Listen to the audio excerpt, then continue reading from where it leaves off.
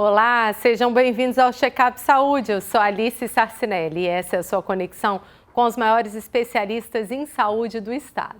Gente, hoje eu vim a caráter, tô de rosa, é outubro rosa, é mês de falarmos da prevenção do câncer de mama. Mas a prevenção desse câncer vai muito além da mamografia, que é importante também, mas a gente vai falar sobre o tratamento multidisciplinar. Trago hoje dois grandes especialistas para tratar do tema. Seja bem-vinda, doutora Daniele Chambot, mastologista. Obrigada, Alice. É um prazer estar aqui podendo trazer boas notícias, sobre o câncer de mama. E temos também o nosso super especialista, Dr. Vitor Fiorin, oncologista. Seja bem-vindo, Dr. Vitor. Obrigado, Alice, mais uma vez pelo convite e estamos aqui para ajudar a população.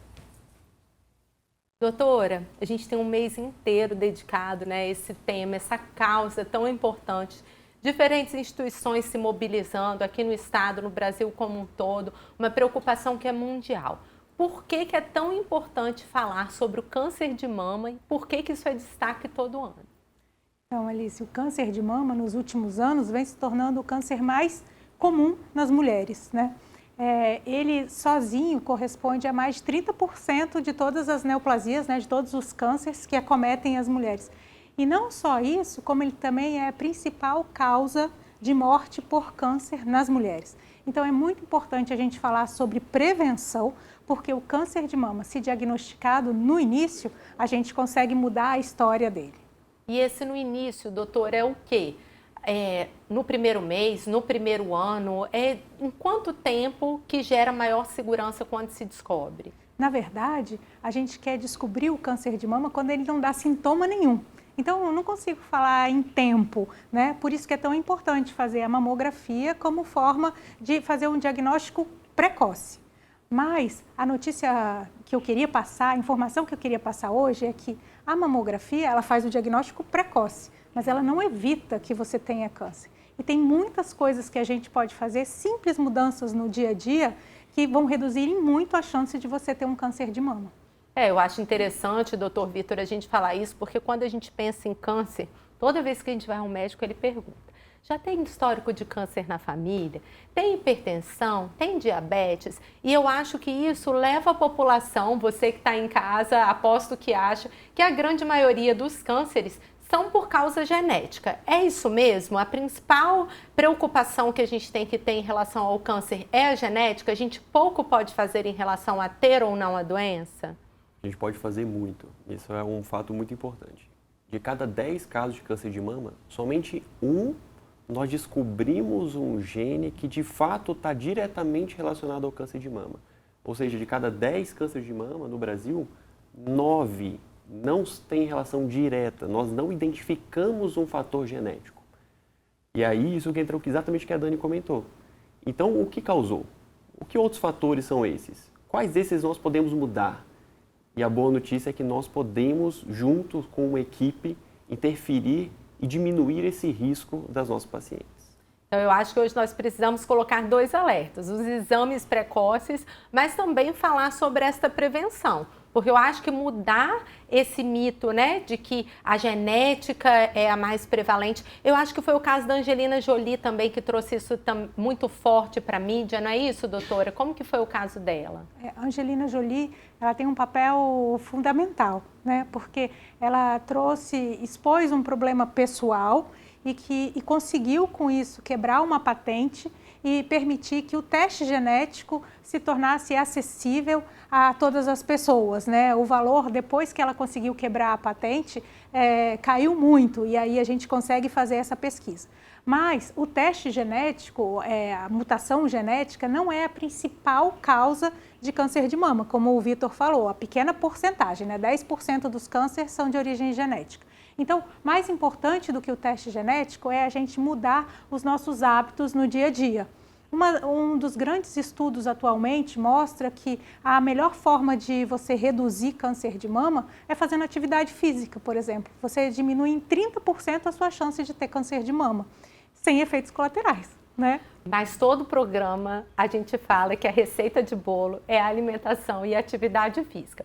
Vamos desmistificar essa atividade física, porque eu acho que quem está no sofá lá de casa, às vezes pensa, ai meu Deus, ela vai falar de novo para eu ir para academia. Atividade física é ir para academia, o que se considera atividade física, quantas vezes por semana? Vamos passar uma receita de bolo mínima aí para o pessoal realmente ter a prevenção. Então, a atividade física, como forma de prevenção efetiva de câncer de mama, precisa ser pelo menos 150 minutos por semana, de forma moderada. Traduzindo, né, o que seria isso? 3 horas por semana e numa intensidade que, por exemplo, se você está caminhando, não importa qual atividade física, mas ela tem que ser vigorosa. De forma que, se você estiver fazendo uma caminhada com as amigas na praia, não tem que dar para você bater papo. Malhar menos a língua. Exatamente. Não pode ser um negócio que você está conversando, respirando, não se importando. Não. Se você começar a ficar ofegante, então você atingiu a intensidade moderada. E aí, 1 hora, 3 vezes na semana, os estudos mostraram que isso realmente é efetivo. Obviamente que é melhor qualquer atividade física do que não fazer nada. Mas o que realmente é efetivo é 150 minutos por semana com intensidade moderada. Isso seria prevenção pelos exercícios físicos. Existem outras formas de prevenção? Alimentos que podem ajudar nessa prevenção ou prejudicar? Olha, a atividade física é um dos grandes pilares, né? E não só como prevenção. A paciente que está fazendo o tratamento de câncer de mama, a própria quimioterapia, né, Vitor? Se ela faz atividade física durante o tratamento quimioterápico, ela está muito mais disposta, ela se sente melhor, o tratamento evolui melhor e também diminui as chances da doença voltar. A atividade física está diretamente relacionada ao controle de peso. Então, dieta, atividade física e controle do peso. É lógico, eu costumo brincar assim, sabe aquilo que todo mundo sabe no fundo, que é o conselho das avós? E que na prática a gente acaba esquecendo de colocar em prática mesmo, né? Mas é esse o grande segredo e essa é a forma mais efetiva hoje de evitar câncer de mama.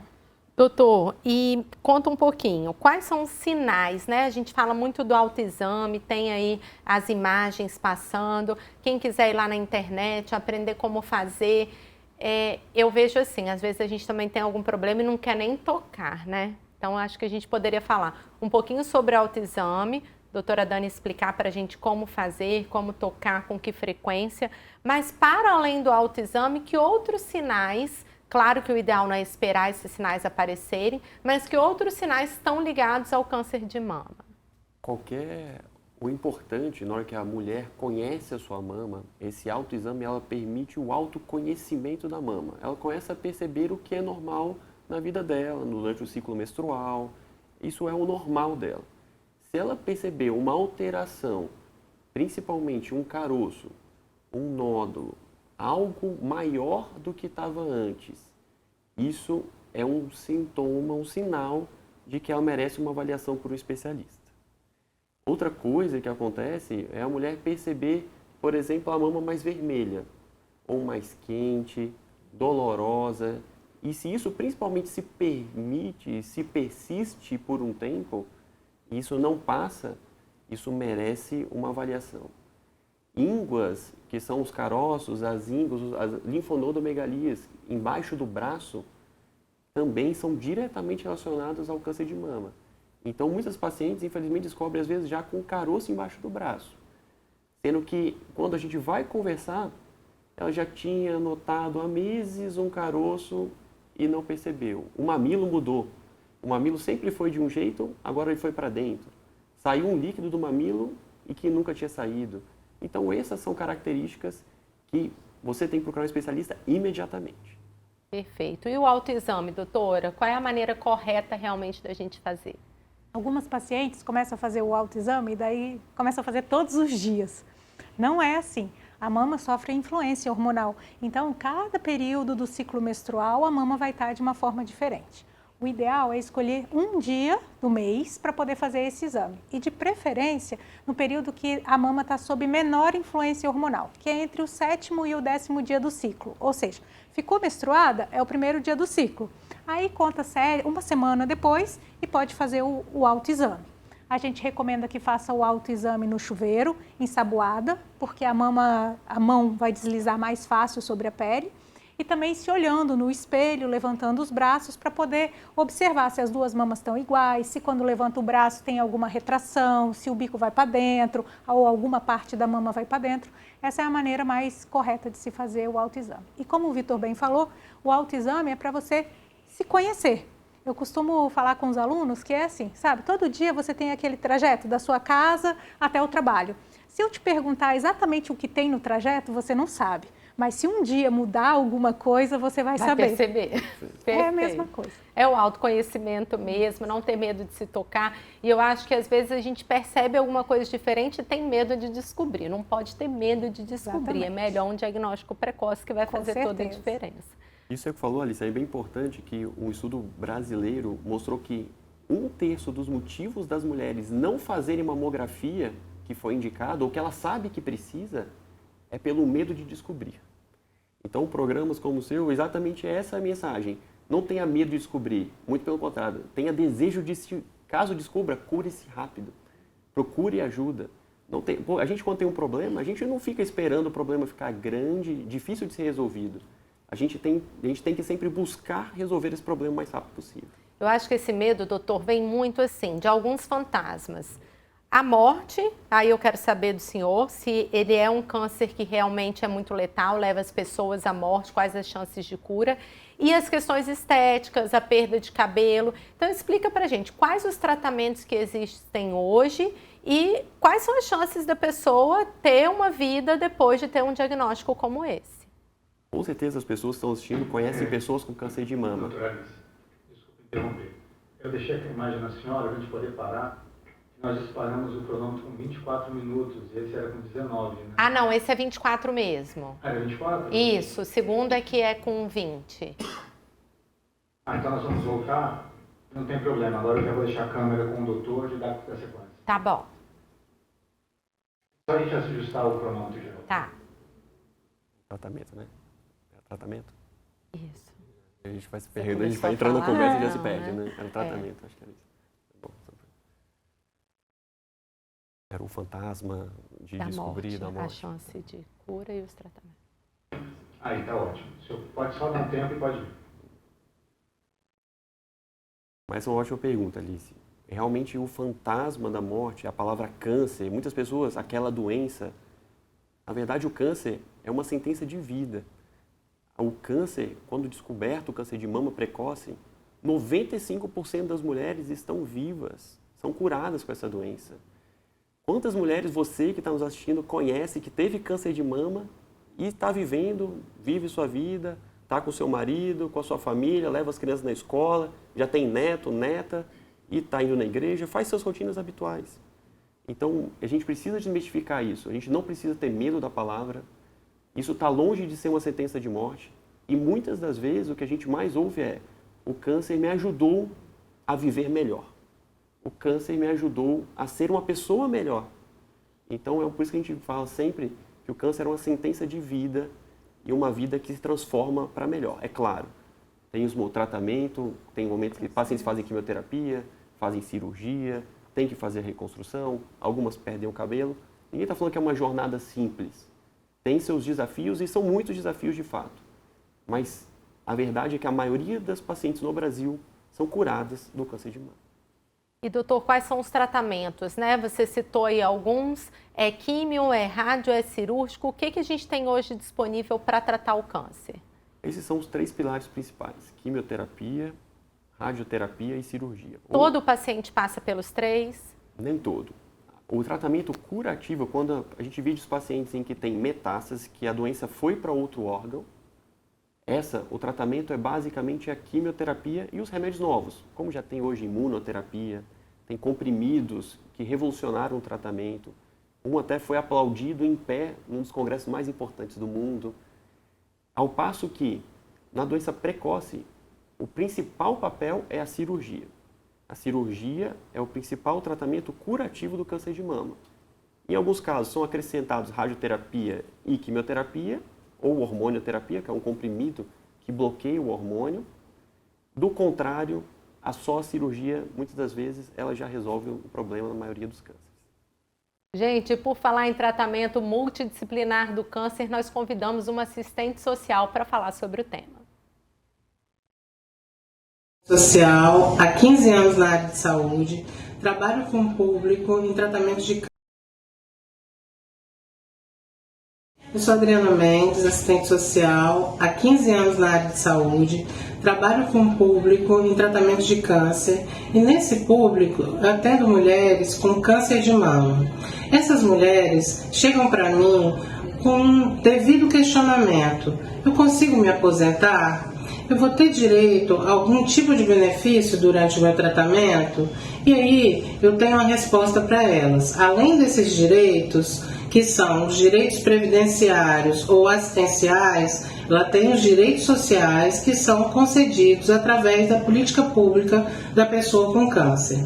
Então, em relação à aposentadoria, essa mulher ela não consegue se aposentar, mas ela tem direito, sendo trabalhadora, com carteira assinada, ao auxílio-doença. A mulher que é trabalhadora e não tem carteira assinada, ela tem direito ao benefício assistencial. E aí sim, essas mulheres vão ser devidamente orientadas com relação aos seus direitos. Então, essa mulher que questiona sobre se vai ter direito a algum tipo de benefício durante o seu tratamento, sim, ela vai ter direito a esse benefício e vai ser devidamente direcionada pela orientação do serviço social. Nós estamos aqui hoje com idealizadores de uma linda campanha que se chama Juntos pela Mama. E eu queria que você explicasse para a gente, doutora, o que é o Juntos pela Mama, como que a gente pode ajudar? Conta aí essa história desse lindo projeto, já que estamos aí no Outubro Rosa. Bom, o Juntos pela Mama é um projeto meu e do Vitor.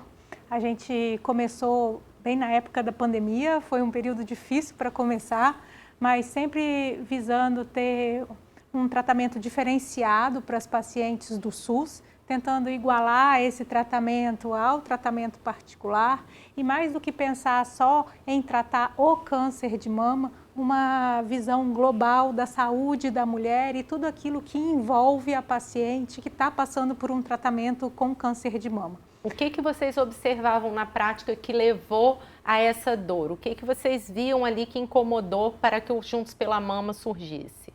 As pacientes chegavam sempre com um diagnóstico já muito tardio, com a doença já muito avançada, e não por falta de procurar, mas por falta de acesso. Demorava muito a burocracia para conseguir a consulta com um especialista. Depois que já estava tudo pronto, a fila para cirurgia, que era muito grande, de pelo menos 6 meses. E isso, em se tratando de câncer, é inconcebível. Nesses anos, a gente veio tendo várias pequenas vitórias, digamos assim. Então, a gente conseguiu, no primeiro ano, a touca gelada, que impede a queda do cabelo durante a quimioterapia, totalmente de graça para as pacientes do SUS que fazem quimioterapia na Santa Casa. A gente conseguiu uma sala de cirurgia dedicada ao tratamento das pacientes com câncer de mama e hoje na Santa Casa a gente não tem mais fila de cirurgia. A gente desenvolveu um aplicativo que as pacientes podem entrar em contato com a gente através do @JuntosPelaMama, pelo Instagram.